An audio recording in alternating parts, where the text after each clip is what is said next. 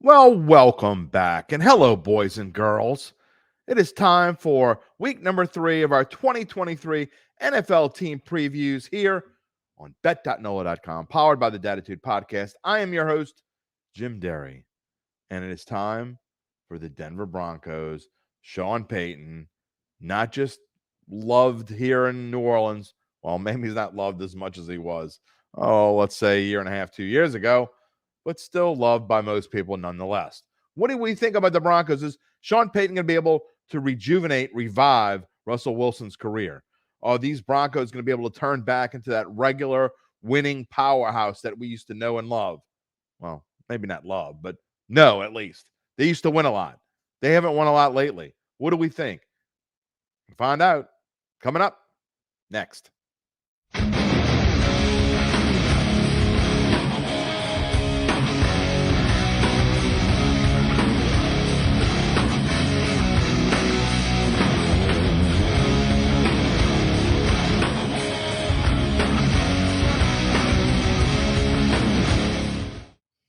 Okay, before we talk about the Broncos of 2023 and what we think, this is a team you absolutely have to talk about 2022 and what happened for them. You can blame it on Nathaniel Hackett. You can blame it on Russell Wilson.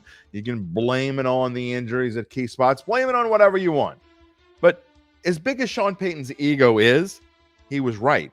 They were terrible last year. Everything that could go wrong went wrong. In fact, this team really, if you look at the last 3 games of the year and they just quit, it started with that, 51-14 loss to the lowly at the time Los Angeles Rams, who had nothing to play for. What was that? Especially from a team that had the 7th best defense in the NFL. Well, none of us know what that was. The difference. Sean Payton changes the game for these Denver Broncos, and not just because he's not Nathaniel Hackett, which obviously we know he isn't. Not just because he says he's not Nathaniel Hackett, but this team needed a big change at the top. John Elway has been wanting this for a long time, and they got it. The question is he going to make that much of a difference? Well, I want to look back when you talk about Sean Payton and you think about what happened in his previous gig.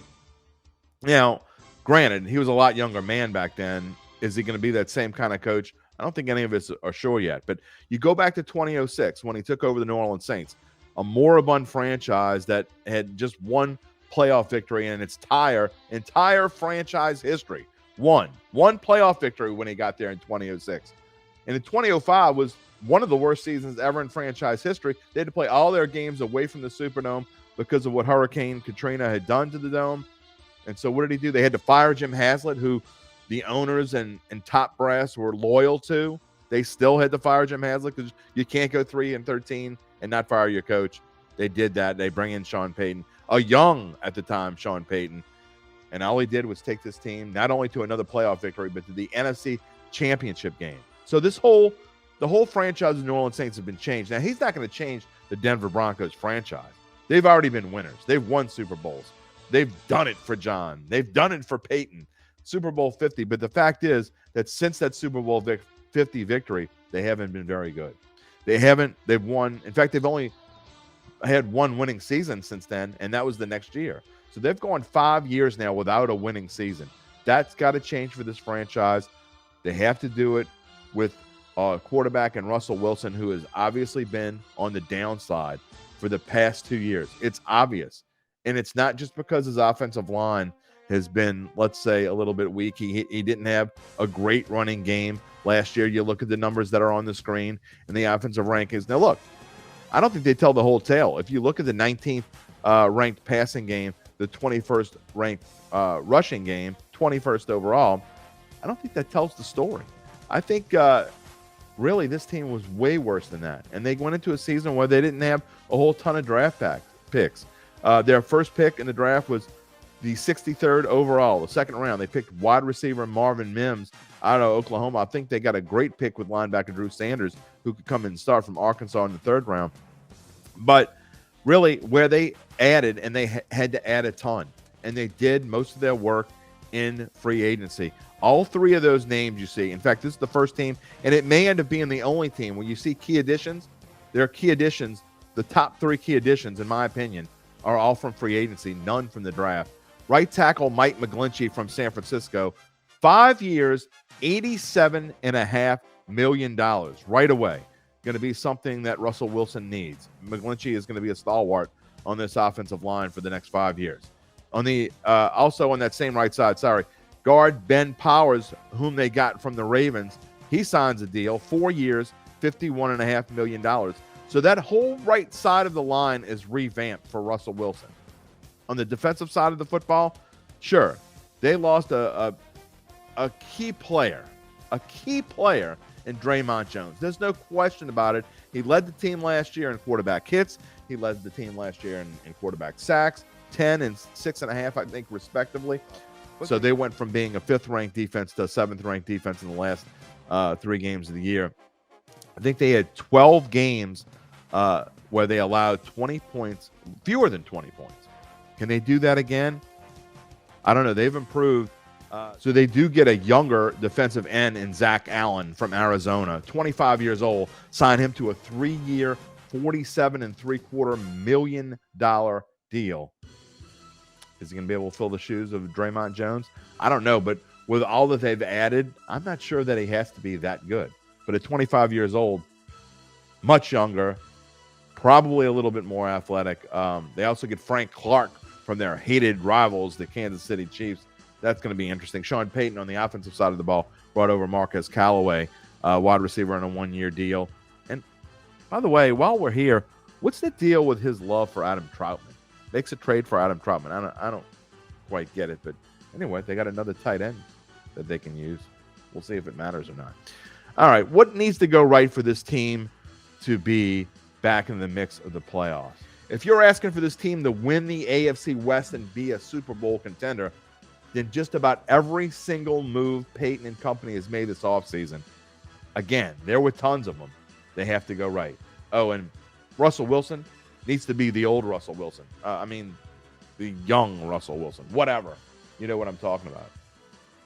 I don't know, man. Let's look at the schedule before we start talking any more about our predictions.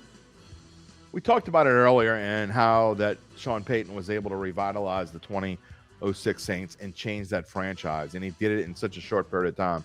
And we forget there were a bunch of 7-9 seasons along the way throughout a 16-year career in New Orleans. But this team, this schedule, they were 5-12 last season, 4th in the division, obviously. Again, you kind of write off the last 3 games of the year. So if you want to call them 5-9, fine. They just gave up those last 3 games, whatever. But this is the 11th toughest schedule. It doesn't start that way, though. Las Vegas, Washington, at Miami, at Chicago. That sets up for this Broncos to get some momentum going early on. Easily could be a 3-1 kind of start. Then you got the Jets. You got at Kansas City. You got Green Bay, who's going to be much improved. Green Bay stinks. No, they don't stink. They're going to be okay. And then Kansas City again. So you got Kansas City twice in a 3-week span before that bye week. And it doesn't get any easier. You come off the bye week, you go to Buffalo on a Monday night. You're home for Minnesota. You're home for Cleveland. And then you go on a 3-game road trip before finish the season at home, 2 out of 3, New England, the Chargers, and at Vegas in the last week of the season. If Russell Wilson stinks it up, what do? They brought in Jarrett Stidham. Is Jarrett Stidham going to be the next quarterback? Do they give up on Russell Wilson? Lots of questions. Drum roll, please. It's time for predictions. I think you know which way I'm headed. A mediocre team. I got them as an 8-win team right now. But that being said, I don't love the under. I got it on here as a best bet. I honestly wouldn't touch it. This easily could be a 7-win team. It could be an 8-win team. It could be a 9-win team. I think it's one of those 3 numbers. I think they win 7, 8, or 9 games. I'd be surprised if it was 6 or fewer. I'd be surprised if it were 10 or more. For that reason, my best bet really is, and I don't normally advocate a minus 210. I'm not in love with minus 2 anything, or certainly more than that, more times than not. In this case, minus 210, not to make the playoffs. I'm going to tell you why. Because I think at least 2 teams are coming out of the AFC East, possibly 3. I think at least 2 teams are coming out of the AFC North. If you don't get 3 out of the East, I think you're going to get 3 out of the North. And I think you're going to get 2 out of the AFC West. I think you know which 2 I'm talking about. So how are the Broncos going to creep in there? I think it's a minimum. You got to win a minimum of 10 games to get in the playoffs. Too many ifs, too many whats. I like the -10 to miss the playoffs. We'll find out if I'm right. I might feel differently about tomorrow's team because tomorrow we're going to have the defending Super Bowl champion Kansas City Chiefs. They're probably going to be pretty good again, even though I don't want to give any spoiler alerts. We'll see you tomorrow.